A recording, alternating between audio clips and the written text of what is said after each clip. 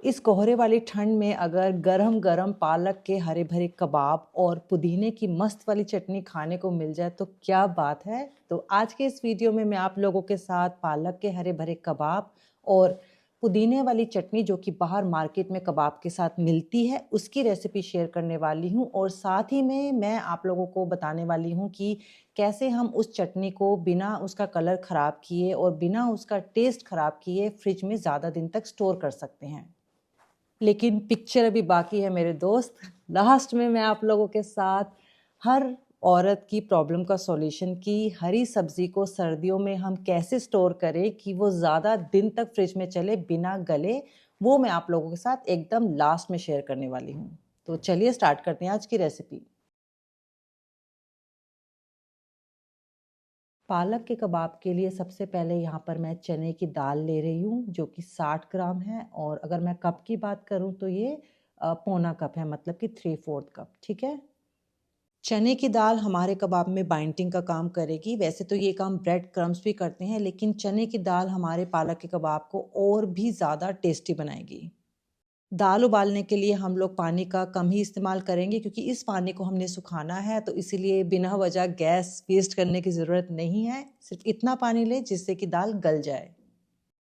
दाल उबालते वक्त आप इसके अंदर लौंग, छोटी इलायची और जीरा डालेंगे। आप चाहे तो लौंग की क्वांटिटी को थोड़ा सा बढ़ा भी सकते हैं क्योंकि ये लौंग आपके कबाब में एक अलग सा तीखापन लाएगा जो कि बहुत अच्छा लगेगा सर्दियों में। लेकिन मैं क्वांटिटी थोड़ी कम रख रही हूँ लौंग की, क्योंकि ये जो कबाब है बच्चे भी खाएंगे इसीलिए। जैसा कि आप देख सकते हैं कि दाल गल गई है अच्छे से और इसका पानी बहुत ही कम बचा है। अब जितना भी पानी बचा है हमको इसको सुखाना है और बहुत अच्छे से मैश करना है, और मैश करने के बाद, सूखने के बाद दाल कैसी लगेगी वो मैं आपको अभी दिखाती हूँ। हमारी दाल एक डो जैसे तैयार हो गई है। अब हम इसको एक साइड में रख देंगे ठंडा होने के लिए। तब तक हम अपने पालक की तैयारी करते हैं। यहाँ पे मैं 500 ग्राम साफ़ की हुई पालक ले रही हूँ और ये क्वांटिटी कबाब की मैं आपको 3 लोगों के लिए बता रही हूँ। अगर आप इसको एज़ अ स्टार्टर यूज़ करते हैं तो, पर अगर आप इसको as a main course use करेंगे तो ये 2 लोगों के लिए भी कम पड़ने वाली है। पालक को बहुत अच्छे से वॉश करना है। लास्ट पालक के पत्ते के चाट के वीडियो में मैंने कहा था कि पालक को बहुत नाजुक हाथों से हैंडल करना है, लेकिन कबाब के लिए आप इसको कैसे भी यूज़ कर सकते हैं। अगर आपको किसी पर गुस्सा आ रहा है तो उसका नाम लेकर के पालक को धो सकते हैं।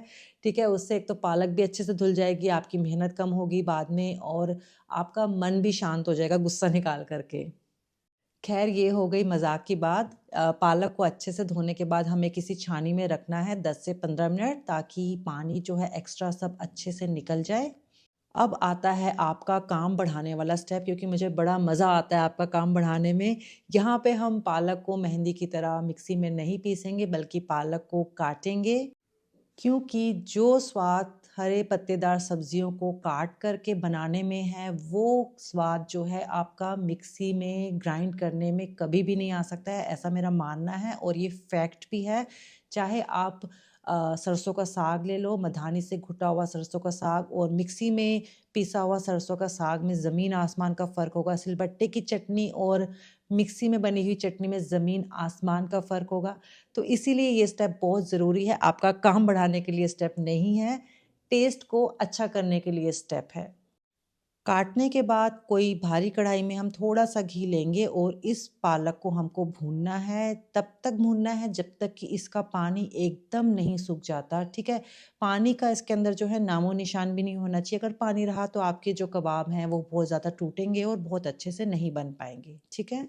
तो ये स्टेप करने में मुझे कम से कम 7 से 10 मिनट लगा था, तो आप अपना टाइम देख सकते हैं। तो ये हमारी पालक अब भुन गई है, बिना पानी किए एकदम तैयार है। इसको भी हम साइड में रख देंगे और अब हम आगे की तैयारी करते हैं।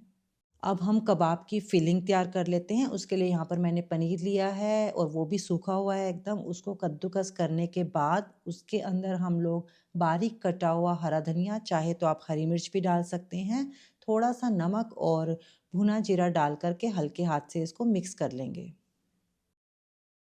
यहाँ पे मैं 3 ब्रेड्स ले रही हूँ, इसको मिक्सी में पीस करके हम लोग फ्रेश ब्रेड क्रम्स तैयार कर लेंगे। ये भी हमारा बाइंडिंग का काम करेगा हमारे कबाब में।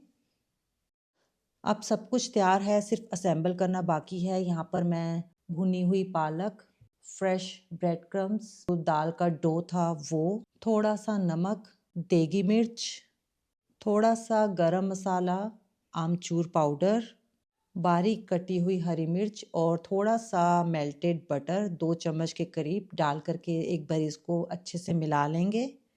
और सब कुछ मिलाने के बाद यहाँ पर मैं 2 चम्मच कॉर्नफ्लोर का इस्तेमाल कर रही हूँ, जो कि बहुत हेल्प करेगा इसको बाइंड करने में और इसको क्रिस्पी बनाने में।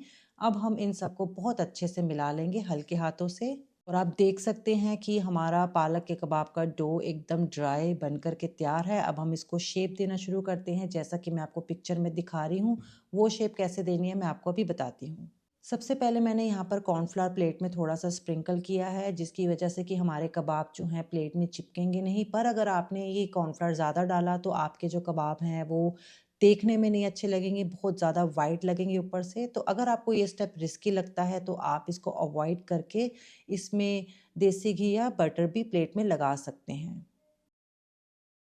तो हथेली में थोड़ा-सा बटर लगा के हम इसको एकदम वैसे हथेली पर रोल करेंगे जैसे कि हम लड्डुओं को करते हैं, क्योंकि अगर आप इसको रोटी के जैसे रोल करने की कोशिश करेंगे, तो ये जो है टूट सकता है, बार-बार क्रैक्स आ सकते हैं। तो इसको ठीक वैसे रोल करेंगे हथेली में, जैसे कि मैं आपको दिखा रही हूँ वीडियो में। फिर इसको हल्के हाथ से प्रेस करने के बाद इसके अंदर हम वो फिलिंग भरेंगे जो हमने पनीर की तैयार करी थी, और उसको धीरे से हल्के हाथ से बंद करेंगे और इसको फिर से बिल्कुल वैसे ही हल्के हाथ से रोल करेंगे जैसे कि हमने पहले किया था। और उसको आप चाहे तो बटर का इस्तेमाल कर सकते हैं फिर से। और आपको कोई भी क्रैक दिखे तो आप उसको बिल्कुल हल्की उंगलियों से प्रेस करेंगे, बहुत ज़ोर के नहीं दबाना है। और इसको टिक्की जैसा एकदम शेप देने के लिए इसको वैसे ही रोल करें हथेली पर या प्लेट पर, जैसे कि मैं आपको दिखा रही हूँ। चाहे तो हल्का सा कॉर्नफ्लोर यूज़ कर सकते हैं, रिस्की लग रहा है तो आप इसकी जगह पर बटर का इस्तेमाल भी कर सकते हैं। जब सारे कबाब तैयार हो जाएंगे तो इसको फ्रिज में कम से कम आधे घंटे के लिए ज़रूर रखिएगा, ताकि ये अपनी शेप ले लें और तलने में प्रॉब्लम ना हो। इस स्टेप को बिल्कुल अवॉइड मत कीजिएगा और हल्के में मत लीजिएगा प्लीज़।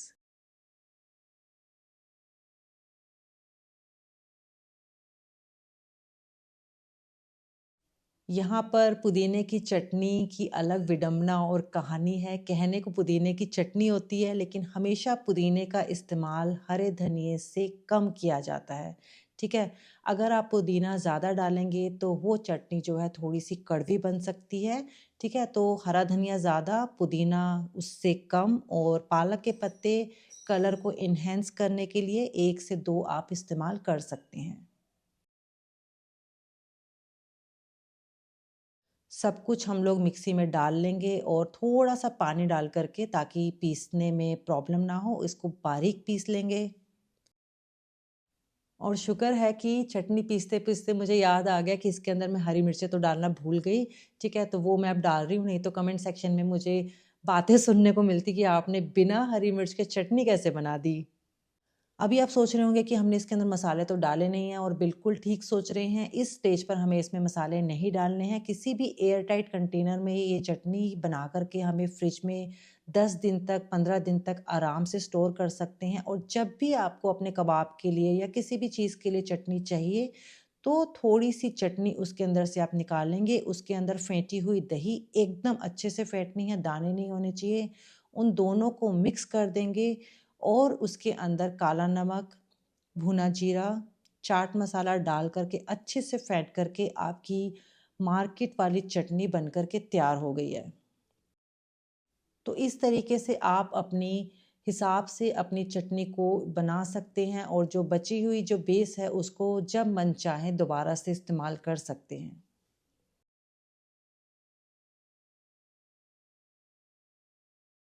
अब कबाब हम फ्रिज से निकालेंगे और किसी भी पैन में हमें इसको शैलो फ्राई करना है, और आपको ऑयल इतना लेना है कि आपके जो कबाब हैं वो आधे तेल के अंदर आ जाए। हमें इन्हें डीप फ्राई नहीं करना है, और स्लो टू मीडियम फ्लेम पर हम इसको पकने देंगे।